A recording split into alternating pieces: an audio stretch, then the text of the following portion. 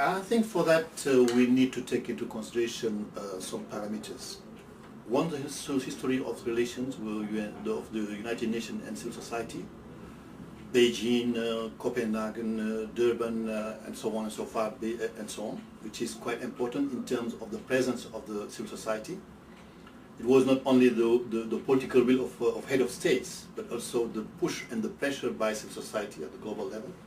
Secondly, where we are today in the UN in terms of mechanism of working with civil society. And three, what the civil society could do.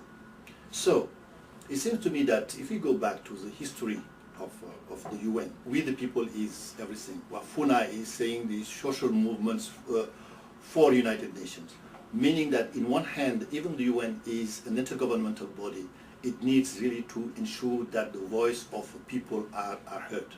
That does not mean that we are just putting aside the whole aspect of intergovernmentality of the organization, but the fact that it is important for people to come and participate is the first important point. So we the people.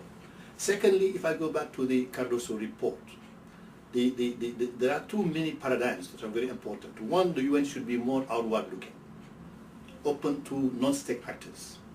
Two, the UN should link the national and the global aspects.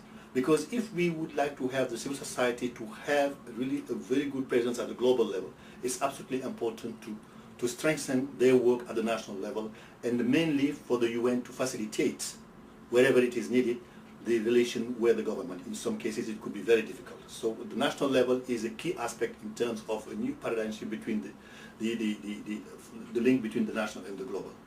And the third point is to ensure that the UN, the different agencies working on development and so on, the funds, the programs and the agencies should do more capitalization of what they have done for the last 20 years. I mean, ILO is doing a great job with trade unions, UNH is working with civil society, WHO, UNICEF, UNDP have a mechanism of civil society advisory committees and so on. How to capitalize that and see from there how new perspective could be put on the table.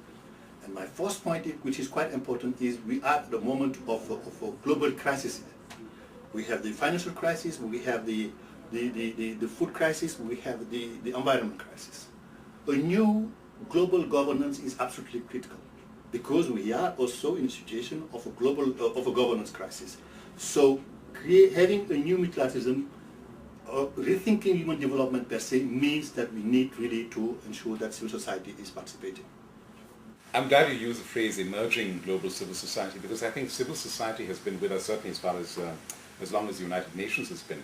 But the idea of a truly pan-planetary, if you will, global civil society has really begun to be understood or accepted only very recently. When civil society began interacting with the United Nations, it was by definition in a consultative role, which meant that the United Nations, in particular the Economic and Social Council, could go to civil society organizations and invite them to comment on aspects that the United Nations wanted information on. The agenda has now completely changed because global civil society has been responsible for placing on the UN agenda items that the United Nations and its member states themselves may not have realized were critical or important, or where there was such inherent possibility of international cooperation. So I think that is really the first area of strengthening, enlarging the UN agenda to make it truly representative of what the world and its peoples want.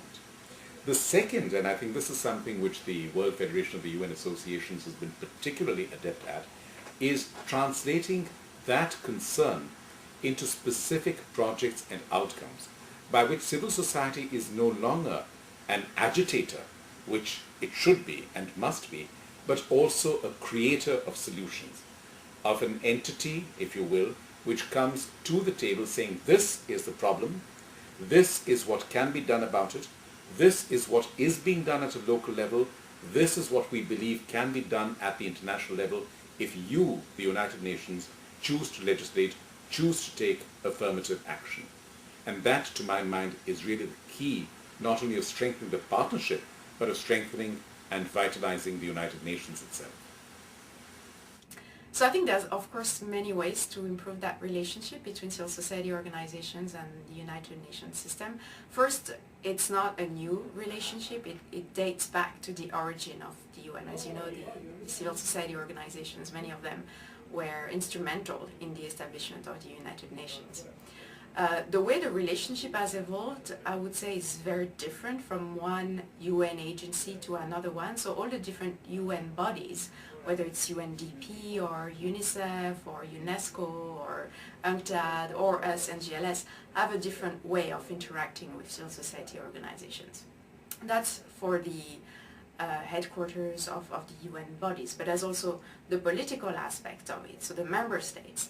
And I think one way that the UN should and will hopefully develop its relationship with civil society will imply from the member states, from the political level, an increased recognition of the role that civil society can play in support of the United Nations goals, whether it's the Millennium Development Goals, poverty eradication, human rights, peace and security.